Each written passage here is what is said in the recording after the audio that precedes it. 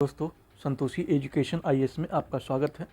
जैसा कि आप लोगों को पता है कि हम यूथ कॉम्पिटिशन टाइप को कवर कर रहे थे, ठीक है। उसमें हमने पूरा हमने क्या किया है, हमने हिंदी का पोर्शन कवर कर लिया है, ठीक है। एक दो बच्चे हुए हैं जो पीआईक्यू के, उसको हम कर लेंगे एक दो आगे आने वाले एक दो वीडियो में, ठीक है। और हम जीएस पे आ गए हैं। हमने ऑलरेडी जीएस के 2017 के जो पीवाईक्यू हैं उनसे करा दिया है। आप चाहें तो देख सकते हैं, वो तीन पार्ट में है, ठीक है। लेकिन इसे कोशिश करेंगे कि हम इसे पार्ट 2 में ही कवर कर लें, जो ये 2014 का मुख्य परीक्षा का था, ठीक है। अभी मुख्य परीक्षा वैसी होती है जैसे पीटी होता है, तो कोई फ़र्क नहीं पड़ता, तो इसलिए करना हमें सबको, चाहे मुख्य परीक्षा हो चाहे पीटी का हो। तो आज हम मुख्य परीक्षा 2014 में जो क्वेश्चन पूछे गए थे उनको हम देखेंगे, ठीक है दोस्तों। और आपसे बता दूं कि जो आपका समान हिंदी है आदित्य पब्लिकेशन का, उसको भी हम कर रहे हैं। उसके भी मतलब पर्यायवाची जो शब्द हैं उसको आने वाली है, आपको शाम तक या कल तक आपको अपलोड हो जाएगी वीडियो, आप चाहें तो देख सकते हैं। और पीडीएफ के लिए आपको पता ही है कि टेलीग्राम ग्रुप से जुड़ जाइए, वहाँ पे आपको उसकी पीडीएफ प्राप्त हो जाएगी। और प्लीज़ आपसे रिक्वेस्ट है, चैनल पर अगर नए हैं सब्सक्राइब जरूर कीजिए, बेल आइकन को प्रेस करना बिल्कुल ना भूलें, और प्लीज़ कमेंट जरूर कीजिए, ठीक है। आपके सपोर्ट की ज़रूरत है, क्योंकि जितना आप कमेंट और लाइक करेंगे कितना ही ज़्यादा लोगों तक जाएगा और उनको बेनिफिट होगा, और उसके साथ मुझे मोटिवेशन मिलेगा, ठीक है। तो प्लीज़ सपोर्ट एंड शेयर। चलिए शुरू करते हैं। पहला ही क्वेश्चन कौन सा है, प्राचीन भारत का है, ठीक है, प्राचीन इतिहास का है। सिंधु सभ्यता के बारे में है। क्या बोल रहा है कि जो हाथीदांत है का पैमाना हड़प्पाई संदर्भ में मिला है। मतलब ये कहाँ मिला है, हाथीदांत का जो है वो कहाँ मिला है, तो ये आपको लोथल में मिला है। हड़प्पाई नगर लोथल, SR राव, ठीक है, ने 1954 में की थी, क्या की थी, खोज की थी। यहाँ से प्राप्त अवशेष में प्रमुख क्या है, धान की भूसी है, बाजरे हैं, कसाच है, फारस की मोहरें हैं, घोड़े की लघु मूर्ति है, 3 युगल समाधियाँ हैं, मृदभांड है, उपकरण हैं, और हाथीदांत के पैमाने का स्थल यहाँ से प्राप्त हुआ है। स्थल गुजरात के अहमदाबाद से जिले में भोगवा नदी के तट पर सरगवल नामक गांव से 2 किलोमीटर उत्तर में स्थित है। यह पुरातत्वविद रंगनाथ राव ने 1954 से 52 की खुदाई के दौरान खोजी गई थी। यहाँ सर्वाधिक महत्वपूर्ण उपलब्धि हड़प्पाकालीन बंदरगाह है, ठीक है।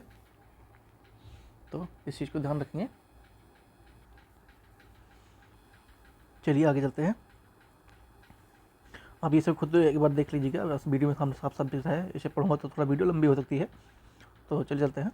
चंपा किस महाजनपद की राजधानी थी, तो चंपा अंग की राजधानी थी। 6वीं शताब्दी ईसा पूर्व में चंपा, श्रावस्ती, गिरिवृच या राजगिर क्रमशः अंग, कौशल, मगध की राजधानियाँ थीं। वज्जी में 8 राज्यों का एक संघ था, ठीक है, आपने पढ़ा होगा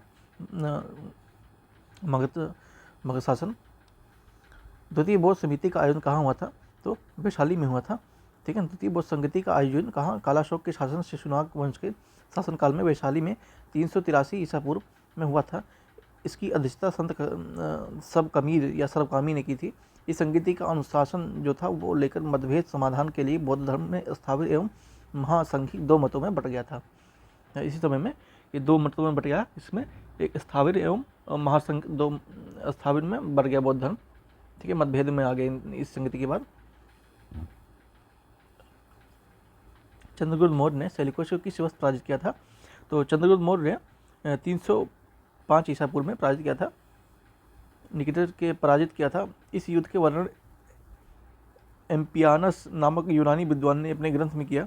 युद्ध में उपरांत दोनों के मध्य संधि हो गई, जिसके फलस्वरूप सेल्यूकस ने चंद्रगुप्त को अरोकेशिया या कंधार एरिया, हेरात, जोशिया, पेरोपाइनसाइड प्रांत में थोप दिए गए थे।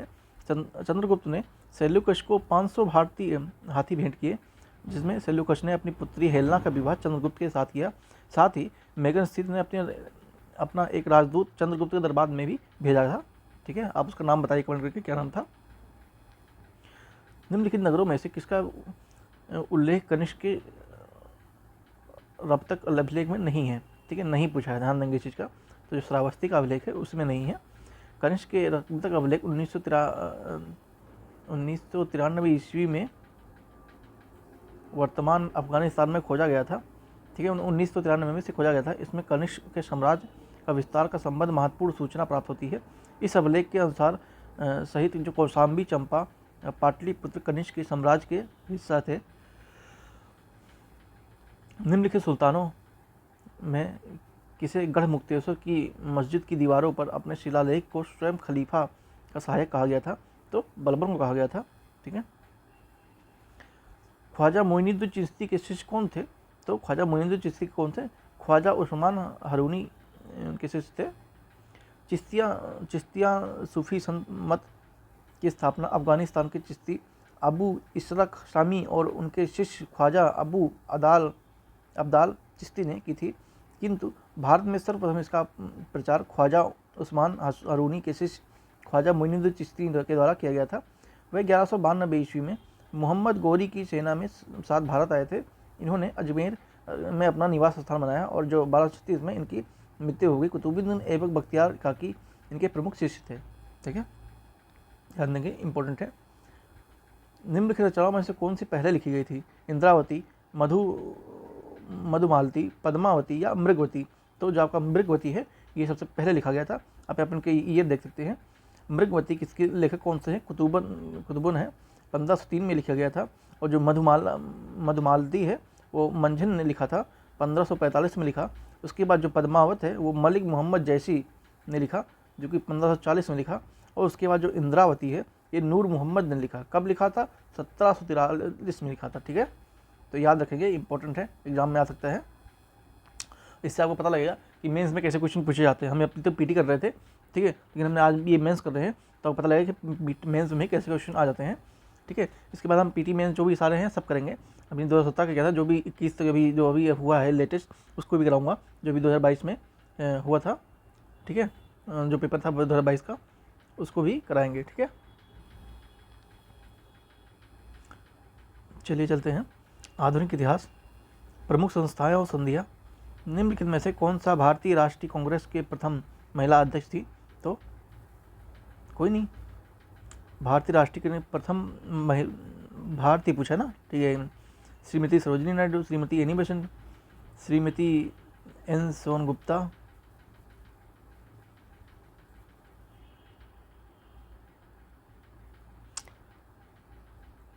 देखिए इसका आंसर बी दे रखा है, लेकिन ये भारतीय पूछा है ना, तो भारतीय में आपका सरोजिनी नायडू हो जाएगा।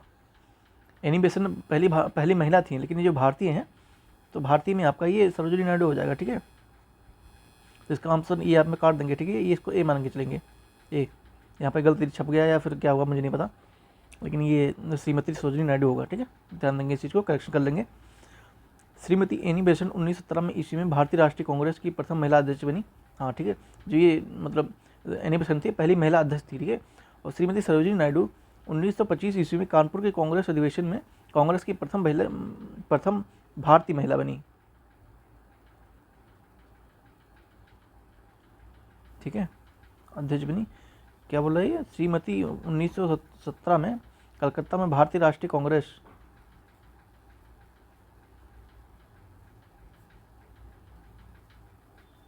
की पहली महिला अध्यक्ष बनी। नायडू कानपुर अधिवेशन में कांग्रेस की प्रथम भारतीय पहली महिला अध्यक्ष बनी। ठीक है, ध्यान रखेंगे। मैं पता नहीं का क्या सिस्टम है, छोड़िए इसको, मैं आपको बता देता हूँ कि जो भारतीय महिला थी वो श्रीमती सरोजिनी नायडू थी, लेकिन जो पहली महिला थी भारतीय राष्ट्रीय कांग्रेस में अध्यक्ष के लिए तो वो श्रीमती एनी बेसेंट थी। तो इसका ध्यान रखेंगे। अगर भारतीय पूछता है तो आपको श्रीमती सरोजिनी नायडू लगाना है, और अगर पहली महिला पूछता है तो आपको एनी बेसेंट लगाना है। ठीक है, चलिए चलते हैं। निम्नलिखित में से कौन सा राष्ट्रीय कांग्रेस का प्रथम अध्यक्ष था? तो WC बनर्जी ये प्रथम अध्यक्ष थे। 28 दिसंबर 1885 ईस्वी को बम्बई में स्थित गोकुलदास तेजपाल संस्कृत विद्यालय में आयोजित भारतीय राष्ट्रीय कांग्रेस के प्रथम अधिवेशन की अध्यक्षता बेमोश चंद्र बनर्जी ने किया था। निम्नलिखित में से कौन सा संविधान का पांडुलेखन समिति के अध्यक्ष थे? तो BR अम्बेडकर जी थे, अध्यक्ष थे। संविधान में पांडुलेखन समिति के प्रारूप के अध्यक्ष BR अम्बेडकर थे। इस समिति के अन्य सदस्य अल्लादी कृष्ण स्वामी Iyer, N Gopal Swami, KM Munshi, M Saadulla, BL मित्र, DP खेतान, ये इत्यादि ये लोग थे। ठीक है, इंडियन होम सोसाइटी की स्थापना कब हुई थी? तो 1905 ईस्वी में हुई थी। फरवरी 1905 में लंदन में श्यामा जी कृष्ण वर्मा ने इंडियन होम रूल सोसाइटी की स्थापना की थी, जिसे इंडिया हाउस के नाम से भी जाना जाता है। इस संस्था का उद्देश्य अंग्रेजी सरकार को अंकित कर स्वराज प्राप्त करना था। यहाँ से एक समाचार पत्र द इंडियन सोशियोलॉजिस्ट का प्रकाशन भी होता है। निम्नलिखित में से कौन सा एक मात्र यहूदी वायसराय था? ठीक है, तो जो ये लॉर्ड रीडिंग है ये यहूदी था। ठीक है, 1921 से 1926 तक भारत का वायसराय रहा और इसके पूर्व यह 1913 से 1921 तक इंग्लैंड के लॉर्ड चीफ जस्टिस थे। रीडिंग भारत के एकमात्र यहूदी वायसराय थे। तो याद रखेंगे जो यहूदी थे वो अंग्रेज को नहीं थे, यहूदी था वो, मतलब क्रिश्चियन था एक तरह से, तो वो बना था। कौन था? Lord reading. ब्रिटिश सरकार ने लंदन में भारतीय नेताओं को प्रथम गोलमेज सम्मेलन में बुलाया गया था, तो ये 1930 में बुलाया था। ठीक है,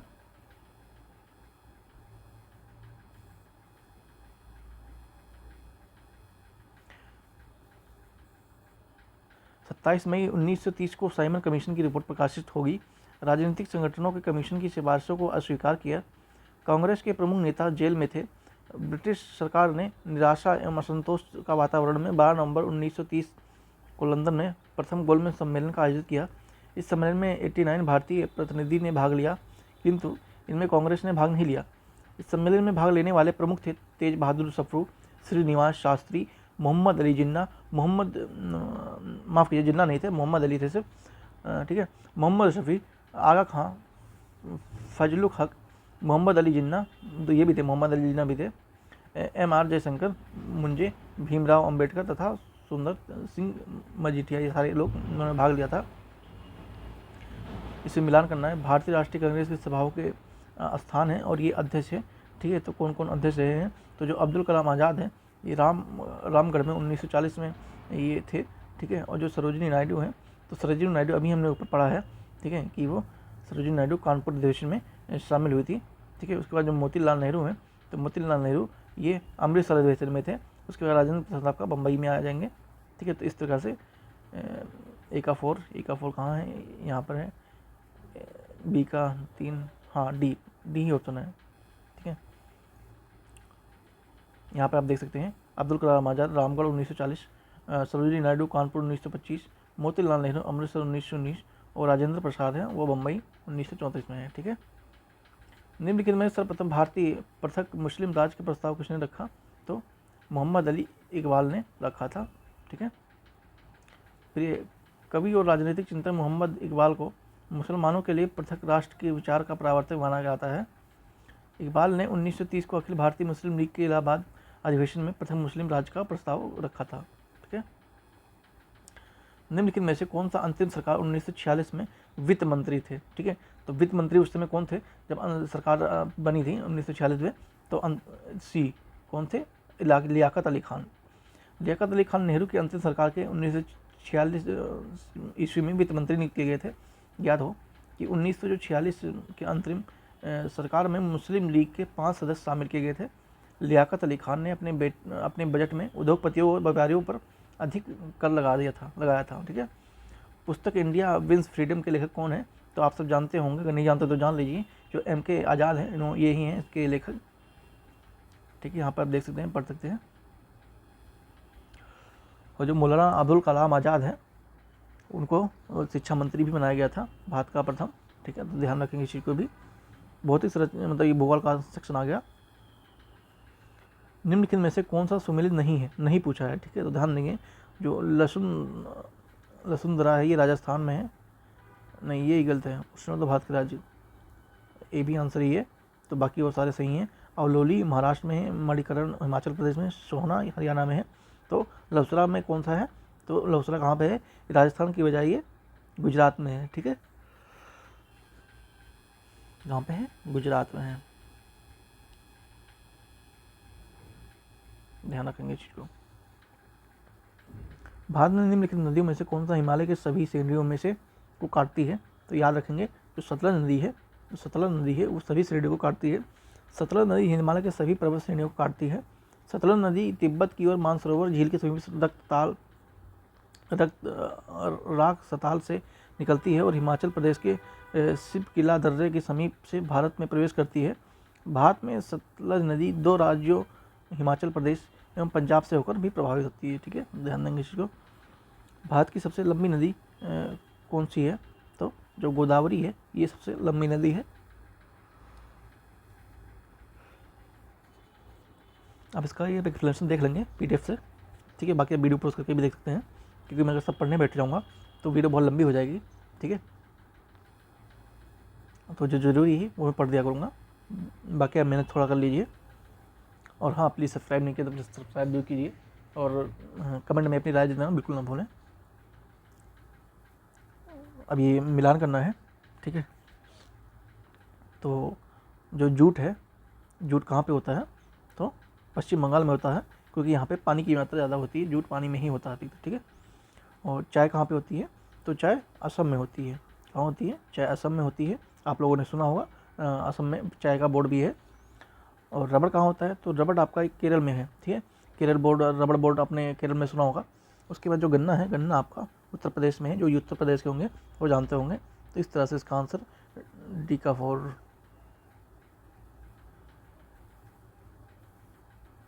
वैसे आंसर यहाँ पर दिया हुआ है तो ए है, ठीक है, ए है।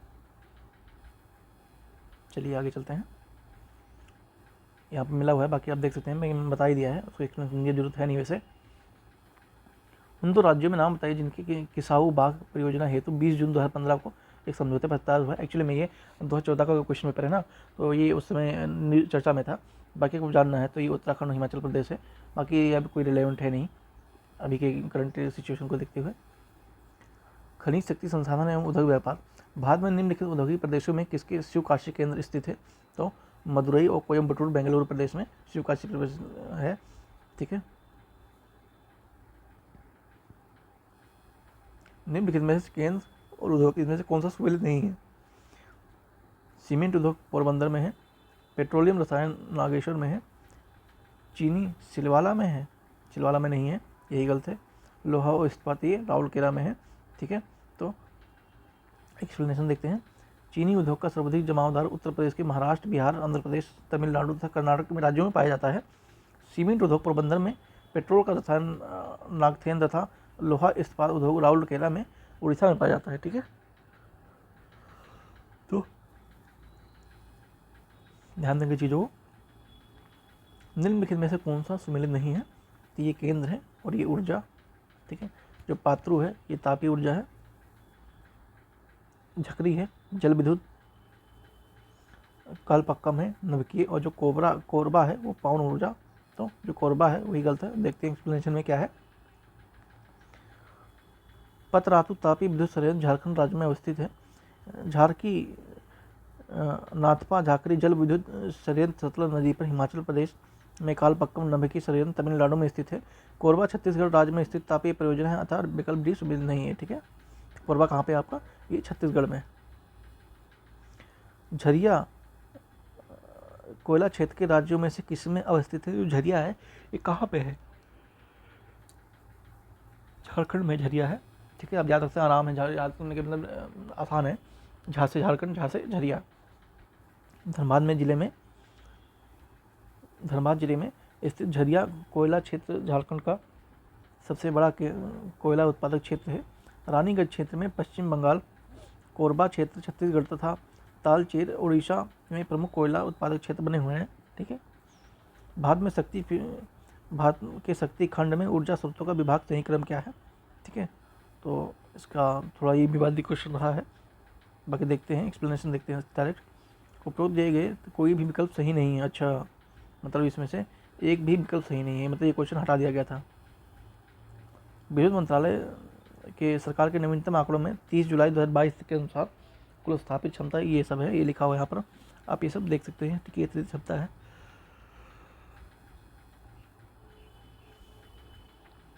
हम देख सकते हैं ताप विद्युत का 58.5% है, जल विद्युत का 11.6% है। तो इस तरह से और भी दिए हुए हैं, आप चाहें तो इसे देख सकते हैं। चलिए हम आगे चलते हैं। निम्नलिखित में से कौन सा मध्य अमेरिका में स्थित नहीं है, मतलब मध्य जो अमेरिका है उसमें कौन सा स्थित नहीं है। Panama, Sierra Leone, Honduras, Guatemala. तो आपका जो ये सियरा लियोन है ये आपका मध्य अमेरिका में स्थित नहीं है। सियरा लियोन पश्चिम अफ्रीका में अवस्थित है।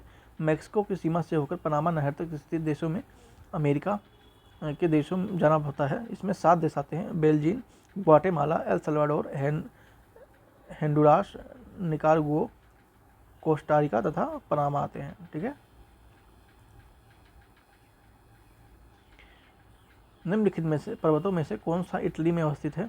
तो एल्पाइन जो आपका है ये इटली में अवस्थित है, आपने पढ़ा होगा जियोग्राफी में।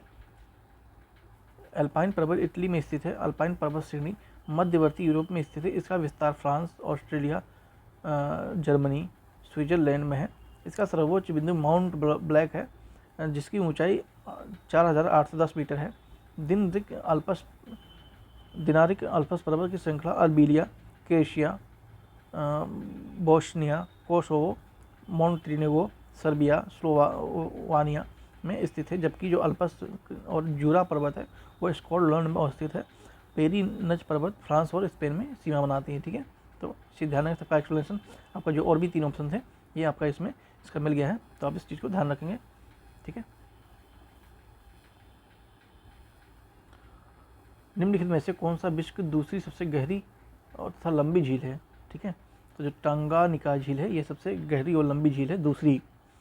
ठीक है, ध्यान रखें। तो पहली कौन सी है और दूसरी ये है, तो पहली कौन सी है? ठीक है, तो आप पहली कमेंट करके जरूर बताएंगे, सर्च कीजिए फिर बताइए ठीक कौन सी है। तो आप देख सकते हैं यहाँ पर। ठीक है, सबके जितने भी यहाँ पर दिए हुए हैं उनके सबके गहराई और लंबाई लिखा हुआ है। ठीक है,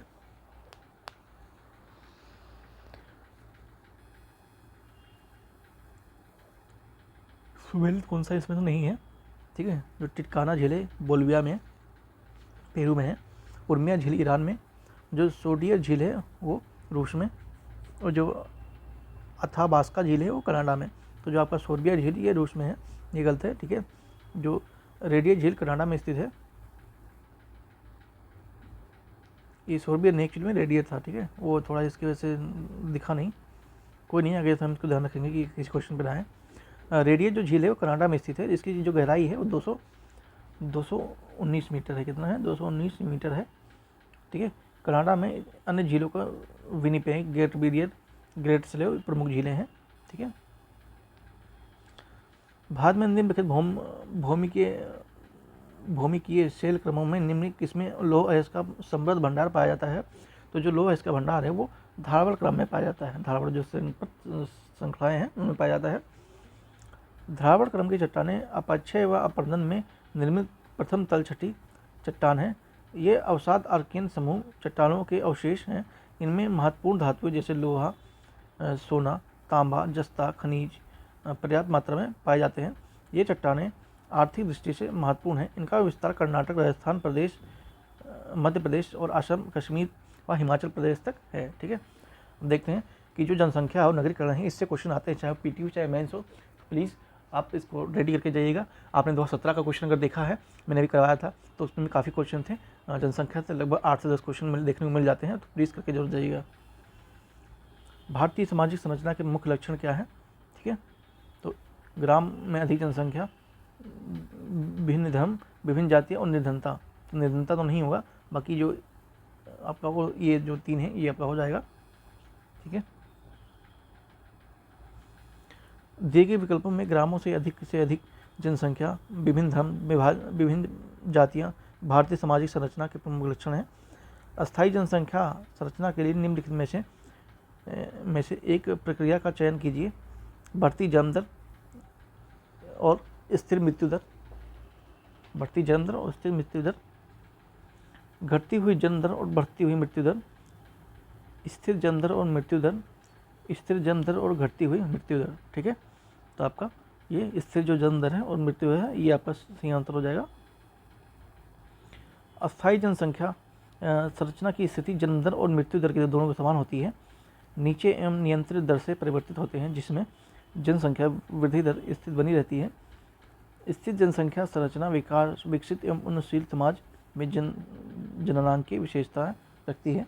ठीक है, निम्नलिखित में से किसका 2011 में जनसंख्या का घनत्व सबसे कम था? तो जो दक्षिणी अमेरिका है उसका सबसे कम था। ठीक है, ध्यान रखेंगे इस चीज़ को। देख सकते हैं हम, डाटा दिया हुआ है 2011 के अनुसार। जनसंख्या दिवस के उपलक्ष्य में उत्तर प्रदेश में स्वास्थ्य विभाग ने 11 से, ये देखिए हमारे काम का नहीं है एक्चुअली में, इसको पढ़ना वीडियो लंबा करने जैसा होगा, तो इसको हम कर छोड़ते हैं। ठीक, करंट के जो है उसको हम छोड़ते हुए चलेंगे। 2001 की जनगणना के अनुसार भारत के किस राज्य बाल मृत्यु दर न्यूनतम है? तो केरल की जो बाल मृत्यु दर है वो न्यूनतम है। 2001 की जनगणना के अनुसार भारत में केरल राज्य बाल मृत्यु दर न्यूनतम थी। 2011 के अनुसार देश में प्रति न्यूनतम जो बाल मृत्यु दर है वो नागालैंड में 7,000 प्रति हेक्टेयर प्रति मतलब उस पे थी, प्रति हज़ार पे थी। गोवा में 9 प्रति हज़ार पे और केरल में 10 प्रति हज़ार पे थी। ठीक है। 2011 के अनुसार आप देख रहे हैं कितने सारे क्वेश्चन आ रहे हैं जनगणना से। भारत में निम्नलिखित में से राज्यों में किसमें जनसंख्या घनत्व सबसे उच्चतम है? तो बिहार में सबसे ज़्यादा जनसंख्या है, मतलब जनसंख्या घनत्व मतलब 1 किलोमीटर के रेंज में कितने लोग रहते हैं देख सकते हैं। पहले बिहार आता है, 1106 लोग रहते हैं 1 किलोमीटर के रेंज में। वहीं पश्चिम बंगाल में इतने रहते हैं, केरल में सबसे कम हरियाणा में रहते हैं 573।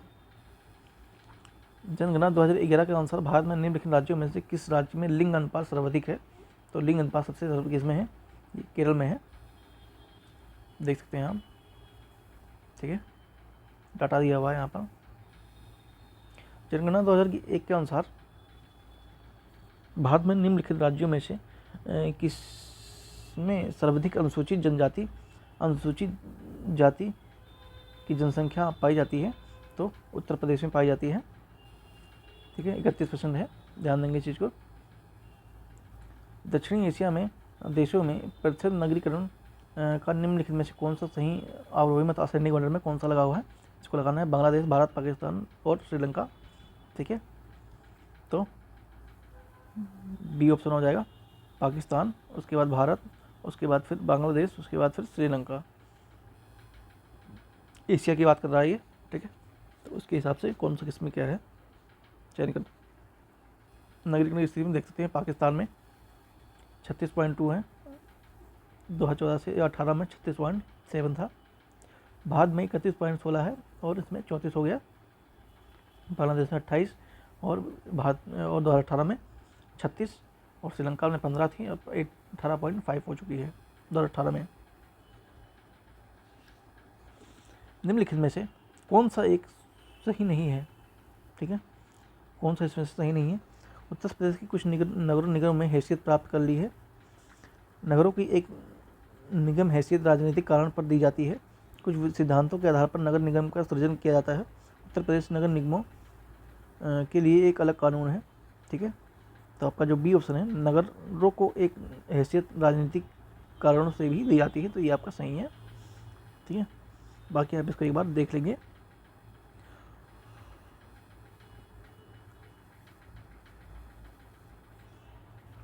टीके ओमेन ने नगरीय परिवार का अंतर बताया है।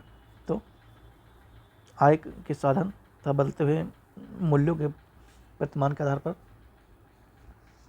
सत्ता की संरचना के आधार पर, नगरीय सामाजिक वातावरण तथा सामाजिक परिस्थिति के आधार पर, उपयुक्त सभी के आधार पर, तो ये तीनों ही ऑप्शन मैच करते हैं, तो सबके आधार पर होता है। टी वुमेन नगरीय परिवारों के अंतर आय के साधन तथा बदलते हुए मूल्यों के प्रतिमान, सत्ता के संरचना और नगरीकरण, सामाजिक वातावरण तथा सामाजिक परिस्थितियों में 3 आधार के पर बताया जाता है। ठीक है, भारतीय संविधान में राज्य व्यवस्था। भारत संविधान के मौलिक कर्तव्य कितने हैं? तो 11 है जो मौलिक कर्तव्य हैं, आपने पढ़ा होगा पॉलिटिकल में। मौलिक कर्तव्य है संविधान के मूल कर्तव्यों में समावेश स्वर्ण सिंह समिति की अनुशंसा पर जो 42वां संविधान संशोधन है 1976 द्वारा 10 मूल कर्तव्यों उपबंधों में किया गया था।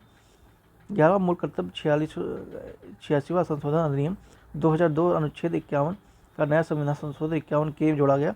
इस संशोधन अधिनियम में भाग 4 का को भी जोड़ा गया था। ठीक है, लोक लेखा समिति में निम्नलिखित सदस्य होते हैं, नीचे देखिए कुछ उत्तर दीजिए। राज्यसभा में और कुल 16। ठीक है, तो जो आपका बी ऑप्शन है 15, 7 और 22। ठीक है, तो ये आपके होते हैं। लोक लेखा समिति का मुख्य कार्य होता है भारत सरकार के विनियोग लेखा नियंत्रण, महालेखक परीक्षण, प्रतिवेदन की समीक्षा करना। समिति में कुल 22 सदस्य होते हैं, जिसमें से 15 सदस्य लोकसभा सदस्य में अनुपातिक प्रतिनिधित्व प्रति में एकल संक्रमणी मत से जुड़े चुने जाते हैं, जबकि समिति के राज्यसभा द्वारा नामनिर्देशित 7 सदस्य होते हैं, जुड़ जाते हैं। समिति का अध्यक्ष चयन लोकसभा द्वारा परंपरा अनुसार विपक्ष के सदस्यों को ही नियुक्त किया जाता है। ठीक है। केरल में प्रथम साम्यवादी राज्य सरकार का गठन किया गया था। तो कब किया गया था? 1957 में किया गया था। केरल में प्रथम साम्यवादी राज्य सरकार का गठन 5 अप्रैल 1957 ईस्वी को आवासन 31 जुलाई 1959 ईस्वी को हुआ था। इस सरकार ने मुख्यमंत्री EMS नंबूदरीपाद ने किया था। ठीक है। नियंत्रक महालेखक परीक्षक का टीका टिप्पणी पर उचित कार्यवाही करने का अंतिम जिम्मेदारी किसकी होती है? तो जो भारत के राष्ट्रपति है उनकी जिम्मेदारी होती है। जो कैग है, नियंत्रक महालेखक परीक्षक का टीका टिप्पणी पर उचित कार्यवाही करने की अंतिम जिम्मेदारी भारत के राष्ट्रपति की होती है। संविधान के अनुच्छेद 148 में भारत के लिए एक नियंत्रक महालेखा परीक्षक प्रावधान किया गया था। नए राज्यों की स्थापना के लिए विधायी शक्ति निम्नलिखित में से किसे प्राप्त होती है? तो संसद से प्राप्त होती है। संविधान के अनुच्छेद 2 के अनुभाग के नए राज्यों में प्रवेश या स्थापना तथा अनुच्छेद 3 के तहत नए राज्यों में निर्माण, वर्तमान राज्यों में क्षेत्र सीमाओं या नाम में परिवर्तन की शक्ति भारतीय संसद में निहित होती है। ठीक है। राज्यसभा को कितने दिनों के अंदर किसी धन विधेयक पर अपनी संतुष्टि देनी होती है? तो 14 दिनों के अंदर देनी होती है। धन विधेयक लोकसभा द्वारा पारित किए जाने के पश्चात राज्यसभा में उसकी सिफारिशों के लिए प्रेषित किया जाता है, जिसमें राज्यसभा में अधिकतम 14 दिनों तक रोक सकता है। इसके बाद उसको पास करना पड़ता है या पारित माना जाता है। यदि किसी लोकसभा में कुल 42 सीटें हैं तो उस राज्य की अनुसूचित जनजातियों के लिए क्या स्थान आरक्षित होंगे? तो उसमें 7 जो है वो अनुसूचित जनजाति के लिए आरक्षित होंगे। यदि किसी राज्य लोकसभा की कुल 42 सीटें हैं तो उस राज्य में अनुसूचित जनजाति की 7 स्थान आरक्षित हो सकते हैं। किसी राज्य में लोकसभा में अथवा विधानसभा में अनुसूचित जनजातियों के स्थान पर आरक्षण की संख्या में अनुपात परिसीमन संख्या के आधार पर किया जाता है। तो जिसमें 543 निर्वाचन लोकसभा सीटों में आरक्षित 44 सीटों का अनुपात 7 है। ठीक है, लगभग हुआ। हालांकि यह कोई नियम नहीं बल्कि एक अनुमान है, मतलब एक अनुमान के हिसाब से बताया गया है, कोई नियम नहीं है ऐसा। 7 से ज़्यादा भी हो सकते हैं, कम भी हो सकते हैं। निम्नलिखित में से राज्य का आकस्मिक निधि की स्थापना का उत्तरदायी कौन है? तो किसी राज्य पाल विधानमंडल के संसद, राष्ट्रपति या उप में से कोई नहीं। तो आपका जो किसी राज्य का विधानमंडल है वो उत्तरदायी होगा। अनुच्छेद 267(2) के अनुसार राज्य की आकस्मिक निधि की स्थापना के लिए किसी राज्य का विधानमंडल उत्तरदायी होता है। किसी राज्य लोक सेवा आयोग के कार्यों को निम्नलिखित में से किस एक के अनुमोदन में संघ लोक सेवा आयोग को सौंपा जा सकता है? तो जो भारत का राष्ट्रपति है उस केस में सौंप सकता है। संविधान के अनुच्छेद 315 के अनुसार संघ लोक सेवा आयोग और प्रत्येक राज्य के लिए एक राज्य लोक सेवा आयोग हुआ, या 2 या 2 से अधिक राज्य चाहें तो उसके लिए संसद विधि द्वारा संयुक्त लोक सेवा आयोग का प्रावधान कर सकते हैं। ठीक है, किंतु इसके प्रत्येक संबंधित राज्य के विधानमंडल द्वारा इस आशय का संकल्प पारित किया जाना चाहिए। इसके अतिरिक्त किसी राज्य के राज्यपाल के अनुरोध तथा राष्ट्रपति के अनुमोदन से संघ लोक सेवा आयोग उस राज्य लोक सेवा आयोग के लिए कार्य कर सकता है। ठीक है, चीज़ों को ध्यान रखेंगे। भारत के महान्यायवादी के विषय में निम्नलिखित कथनों पर विचार कीजिए। देखिए, ये यूपीएससी लेवल का क्वेश्चन है, यूपीएससी में ऐसे ही पूछा जाता है। वह भारत के राष्ट्रपति द्वारा नियुक्त किया जाता है। तो हाँ, बिल्कुल किया जाता है। उसमें वही योग्यता होनी चाहिए जो सर्वोच्च न्यायालय के न्यायाधीश में होती है। हाँ, ठीक है। तो संसद किसी भी सदन के सदस्य का होना चाहिए, नहीं, ये ऐसा जरूरी नहीं है, कोई कंपल्सरी नहीं है ऐसा। संसद द्वारा महाभियोग चलाकर उसे, नहीं, ये भी नहीं है। तो हमारा 1 और 2 सही है। तो आंसर हमारा हाँ 1 और 2 सही है। ठीक है। संविधान के अनुच्छेद 76 के अनुसार भारत सरकार को कानूनी मामलों पर परामर्श देने के लिए राष्ट्रपति अटॉर्नी जनरल की नियुक्ति करता है। उच्चतम न्यायालय के न्यायाधीशों की नियुक्ति होने की योग्यता रखने वाले किसी व्यक्ति को अटॉर्नी जनरल नियुक्त किया जा सकता है। भारत के राष्ट्रपति प्रथम विधि अधिकारी होता है और राष्ट्रपति प्रसाद परिंदवा अपना पद धारण कर सकता है। किसानों क्रेडिट कार्ड की परियोजना लाई गई थी, तो ये कब लाई गई थी? 1998 से 99 में लाई गई थी। ठीक है, में हुआ था। इसका उद्देश्य किसानों को लचीले और सहज प्रक्रिया के साथ सिंगल विंडो के अंतर्गत व्यापक ऋण आवश्यकताओं के लिए समय पर पर्याप्त ऋण उपलब्ध कराना इसका उद्देश्य था, जो किसान क्रेडिट कार्ड था। निम्नलिखित में से कौन सी दाल वाली तिलहन फसल है? तो जो मूंगफली है वो तिलहन से तेल निकाला जाता है, मूंगफली का भी आपने देखा होगा। मूंगफली फसल है, दाल भी आते हैं मूंगफली।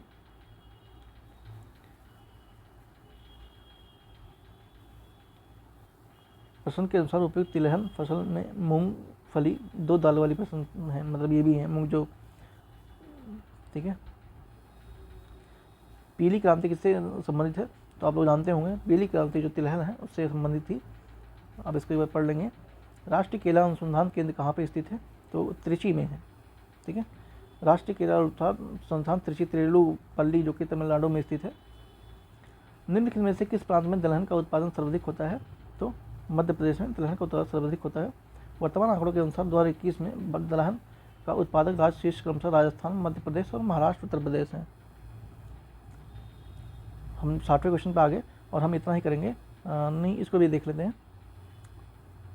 कृषि क्षेत्र में शीर्ष बैंक कौन से हैं? तो जो नाबार्ड है वो है, ठीक है। अब एक बार इसको देख लेंगे अच्छे से। उसके बाद जो वाणिज्य विधानसभा में दीर्घकालीन दृष्टि से भारत विश्व के व्यापार का मुख्य खिलाड़ी कौन सा वर्ष बन गया था? तो जो 2020 है ये मुख्य वर्ष बन गया है, विश्व का खिलाड़ी बन गया है, ठीक है। तो हमने आज 60 क्वेश्चन कर लिए हैं और नेक्स्ट वीडियो में, ठीक है, हम और 60 और हम जितने बचे हुए हैं इसके, ठीक है, लगभग इसके 80 क्वेश्चन बचे हैं, तो इनको हम पोस्ट करेंगे अगले वीडियो में, पार्ट 2 में सारा कवर हो जाए, ठीक है। और आपका ये कंप्लीट हो जाएगा है 2014 का मेंस का जो है। और प्लीज़ आपने सब्सक्राइब नहीं किया तो सब्सक्राइब जरूर कीजिए, शेयर भी कीजिए। थैंक यू सो मच, मिलते हैं नेक्स्ट वीडियो में।